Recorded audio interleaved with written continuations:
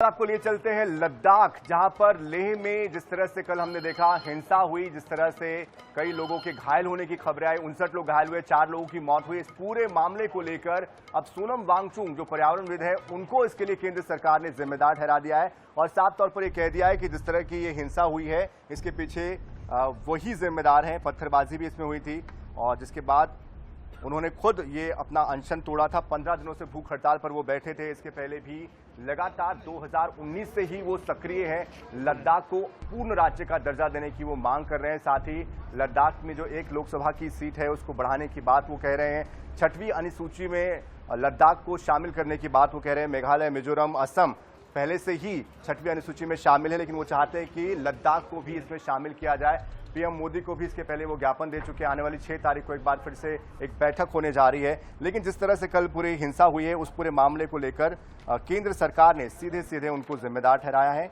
और एक बयान जारी करते हुए कहा कि कुछ लोग पूर्ण राज्य और 6वीं अनुसूची के विस्तार पर लद्दाख के लोगों से हो रही बातचीत की प्रगति को लेकर खुश नहीं है और इसमें वो बाधा डाल रहे हैं। केंद्र सरकार ने अपने बयान में कहा कि इन विषयों पर हाई पावर कमेटी की 6 अक्टूबर को बैठक होने जा रही, जो 25-26 सितंबर को भी लद्दाख के नेताओं के साथ बैठक होनी है। तो इस पूरे मामले को लेकर आगे किस तरह से क्या एक्शन होता है ये देखना होगा।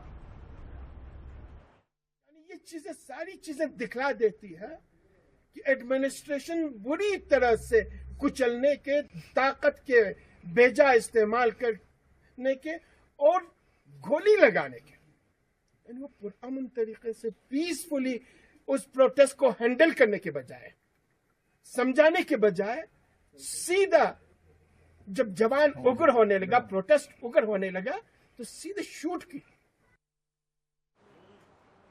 और इस बीच हमारे साथ राजनीतिक विश्लेषक संदीप चौधरी जी भी जुड़ चुके हैं।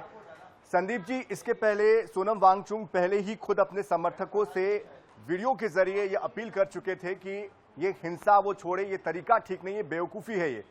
लेकिन आज जब केंद्र उन पर आरोप लगा रहा है तो इसको हम कैसे देखें? क्या इसको कुंद करने की कोशिश हो रही है या इस बातचीत को डीरेल करने की एक कोशिश है? कैसे इसको समझा जाए? क्या कोई रास्ता निकल पाएगा?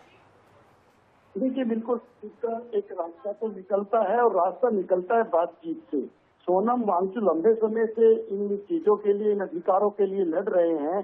जब ये केंद्र शासित प्रदेश बनाए गए थे, जम्मू कश्मीर और लद्दाख, तब ये बात कही गई थी कि पहले माहौल ठीक किया जाएगा, चुनाव कराए जाएंगे, चुनाव कराने के बाद इनको पूर्ण राज्य का दर्जा दे दिया जाएगा। लेकिन उन चीजों में डिले होने से कहीं न कहीं जम्मू कश्मीर में तो हम इस तरीके से चीजों को हैंडल कर सकते हैं कि भाई फारूक अब्दुल्ला की सरकार है और अगर वो वहाँ पे कोई समाज प्रदर्शन करता है तो उसको हिंदू मुस्लिम का रंग दिया जा सकता है। लेकिन लेह लद्दाख में वो चीजें नहीं चलती। जिस तरीके से सोनम वांगचुक धरने पर थे, प्रदर्शन पर थे, उनकी भूख हड़ताल चल रही थी, तो मेरे ख्याल से सरकार को पहल करते हुए उनके साथ बातचीत करनी चाहिए थी। उनको अनशन के तोड़ने के लिए पहले से मना लेना चाहिए था। नहीं तो ये चीजें कई बार हमें देखने में छोटी लगती हैं और ये बड़ा रूप ले लेती है। यही आग अगर पूरे प्रदेश में फैल जाती है, लोगों में फैल जाती है, तो फिर बातचीत से उसका हल नहीं निकल पाता है। तो कहीं न कहीं हमें समझना चाहिए, हमारे जो साइड स्टेट हैं, चाहे वो बांग्लादेश की बात कर लीजिए, पाकिस्तान की बात कर लीजिए, नेपाल की बात कर लीजिए, वहाँ इस तरीके की चिंगारियां सुलगी हैं। तो हमारा देश उस चीज में न जले, इस तरीके की चीजें हमारे देश में पैदा न हो। मुझे लगे सरकारों को समय रहते जागना चाहिए और समय रहते बात करनी चाहिए। बात करने से ही समाधान निकलेगा। ये समस्याएं हमारे देश की हैं।